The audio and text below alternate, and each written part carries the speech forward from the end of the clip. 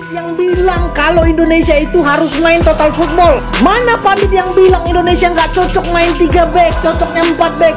Jelas kita nggak bisa bermain dengan 3 back, dan kita nggak perlu bermain dengan 3 back. Harus 4 back. Sintayong harus punya nyali untuk bermain 4 back. Ini main 3 back, bos. Ini muridnya Sintayong, bos. Piala Dunia, biar tahu kau. Mana pandit-pandit yang nggak suka sama sepak bola bertahan? Itulah kenapa salah satu.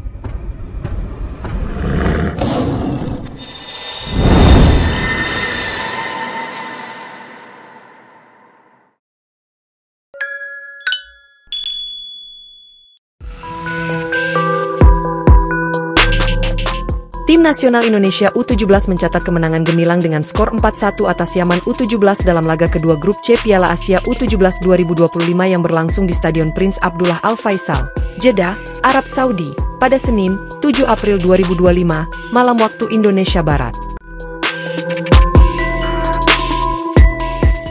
Kemenangan ini memastikan Garuda Muda melaju ke perempat final Piala Asia U17 dan mengamankan tiket ke Piala Dunia U17 2025 yang akan digelar di Qatar pada November mendatang.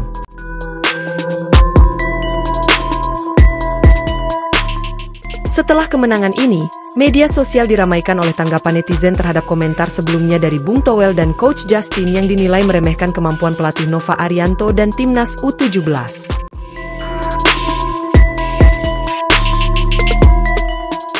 Banyak netizen yang menyayangkan sikap tersebut dan menilai bahwa kritik yang disampaikan kurang bijak, terutama mengingat pencapaian positif yang diraih tim.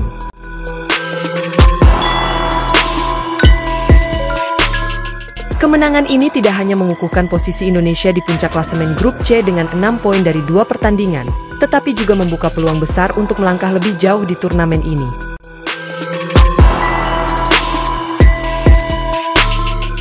Pelatih Nova Arianto mengapresiasi kerja keras para pemain dan menekankan pentingnya fokus dalam menghadapi pertandingan selanjutnya. Dengan semangat dan performa yang ditunjukkan, Garuda Muda diharapkan dapat terus memberikan yang terbaik dan mengharumkan nama Indonesia di kancah sepak bola internasional. Assalamualaikum Pildun, let's go! Izin abang-abang senior ya, izin Timnas 17 duluan ya ke Piala Dunia. Harapannya Timnas senior kita abang-abang ya, abang-abang jangan lupa ya, semoga bisa mengikuti Timnas 17 untuk lolos ke Piala Dunia juga bang. Alhamdulillah kita mendapatkan 3 poin dan alhamdulillah juga kita lolos Piala Dunia. Terima kasih juga yang sudah menonton. Terima kasih semuanya. Last lawan Afghanistan, doakan kami dan selalu menonton. Indonesia Piala Dunia. Terima kasih dukungannya seluruh Indonesia. Piala Dunia bos, senggol dong. We're going to the World Cup. Ke rumah Pak Markum bareng si Madun. Assalamualaikum Pildun. Assalamualaikum Piala Dunia. Assalamualaikum Pildun U17.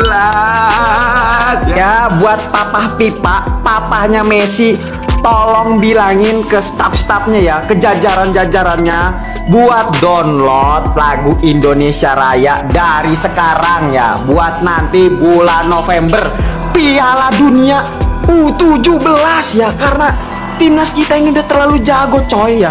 Semoga aja nanti dapet grup yang yang sepadan lah guys ya. Kalau bisa Argentina papa pipa ya, Argentina terus Spanyol ya, bawa Yamal, bawa Messi, suruh lawan nih timnasnya Nova Arianto.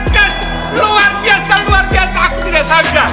Aku pikir hanya 3-1, ternyata 4-1. Luar biasa, kalian U17 memang hebat. Itu yang masuk Piala Dunia pertama adalah U17. Tolong itu dicatat dalam sejarah persepak bolakan Indonesia. PSSI secara langsung siapa yang masuk Piala Dunia adalah U17 kita. Lihat Korea, luar biasa. Yes, Indonesia lolos Piala Dunia U17. Menang 4-1 atas Yaman, Indonesia memastikan diri lolos ke Piala Dunia U17. Lu main bertahan ilmunya dari Korea, lu main gak total football, tapi lu masukin 4 gol, you still win the game bro. Dan untuk Coach Nova, apakah Anda akan menjadi penerus kingmakernya STY? Waduh, Sintayong mulu kagak move on, bodo amat. Mana pandit yang bilang kalau Indonesia itu harus main total football? Mana pandit yang bilang Indonesia nggak cocok main 3 back, cocoknya 4 back? Jelas kita nggak bisa bermain dengan 3 back, dan kita nggak perlu bermain dengan 3 back. Harus 4 back. Sintayong harus punya nyali untuk bermain 4 back. Ini main 3 back, bos. Ini muridnya Sintayong, bos. Piala Dunia, biar tahu kau. Mana pandit-pandit yang nggak suka sama sepak bola bertahan? Itulah kenapa salah satu yang bikin gue frustrasi nonton timnas ya begitu. Itu gue terlalu bertahan. Yang mengkritik timnas kalau main parkir bus. Saya sudah yakin besok parkir bus. Ini parkir bus Piala Dunia, biar kau paham. Orang-orang ini sebenarnya nggak senang timnas lolos Piala Dunia karena nggak sesuai ekspektasi mereka. Kok bisa parkir bus lolos Piala Dunia? Parkir bus bodoh amat, yang penting 3 poin. Terus yang penting itu 3 poin. Pantes selama ini Sintayong mainnya agak sedikit parkir bus. Pantes selama ini Sintayong mainnya agak counter attack, serangan balik. Sintayong memang biasa memakai strategi defensif, gak ada masalah, tapi harus ada taktik. Taktik apa? Taktik untuk memikirkan cara bagaimana bisa merancang sebuah counter. Jadi bukan saja modal bertahan, karena kalau cuma modal bertahan, ya tinggal menunggu waktu telurnya pecah. Jangan karena digiring oleh beberapa pandit yang anti sama sepak bola bertahan, kalian ikut-ikutan anti sepak bola bertahan. Inter juara Liga Champions 2010 itu pakai sepak bola bertahan. Chelsea juara Champions 2012 pakai sepak bola bertahan. Italia dapat 4 Piala Dunia sepak bola bertahan. Disitulah cerdasnya Nova Arianto dengan mengandalkan counter. Bertahan dapat bola, counter bertahan. Emang filosofi sepak bola Indonesia itu jago bertahan kayak Italia? Lah, Coach Justin udah nggak penting. Dengar aku kasih paham sama kalian ya. Kalau kalian supporter timnas sejati, mau timnas main kayak apapun, mau timnas dilatih siapapun, dukung Piala Dunia nih bos. Piala Dunia. Mana nih yang kemarin ngejek-ngejek taktikal dari Coach Nova? Yang saya selalu lihat permainannya gimana. Kita menang 1-0 dengan gol keberuntungan. Bodo amat, yang penting Indonesia menang. Lu rasain dah buset dah, langsung dikasih paham ya, langsung dikasih paham sama Coach Nova cuy. Menangan juga nggak main-main guys ya, menang nggak main-main, ngebantai-bantai Yaman loh.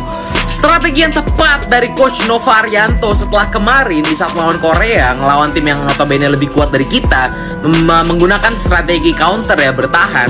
Dan kali ini kita bermain attack, lebih attacking lawan Yaman, dan terbukti kita berhasil menang 4-1. Timnas U17 udah lolos, tinggal timnas senior halus lolos juga. Waduh, ini apakah Coach Nova